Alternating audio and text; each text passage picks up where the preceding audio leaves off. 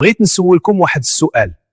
علاش ملي كتسكت الناس كيبغيوك، ولكن ملي كتقول الحقيقة كتولي خايب وما كيبغيش حد يبقى معاك؟ وحتى الناس اللي كانوا قرابين ليك كيقولوا راه تبدل. شوفوا معايا واحد الحاجة عجيبة في الحياة، إلا كنتي ساكت وكتقبل كل شيء الناس كيبغيوك بزاف. هنا يمكن تسألوا واش المشكل فيك ولا في الحقيقة؟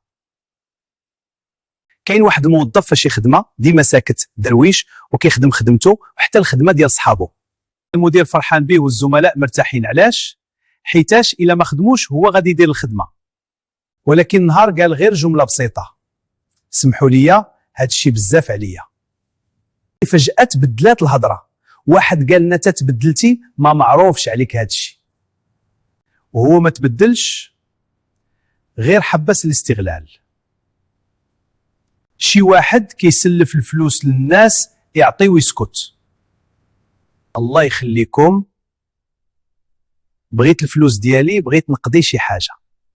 تفاجئوا ورجعوا بخيل، واللي شاد الفلوس ما عجبوش الحال يرجع السلف.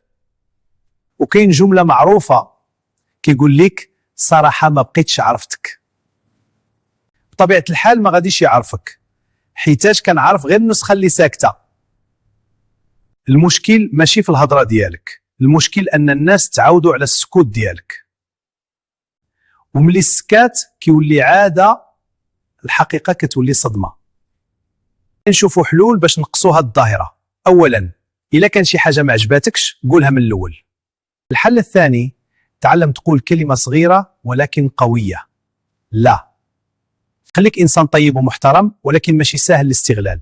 وإلا قلت الحقيقة ماشي ضروري تعجب الجميع. وفي الختام، خاف من حاجة وحدة: أنك تعيش عمرك كامل تحاول ترضي الناس وتنسى ترضي راسك.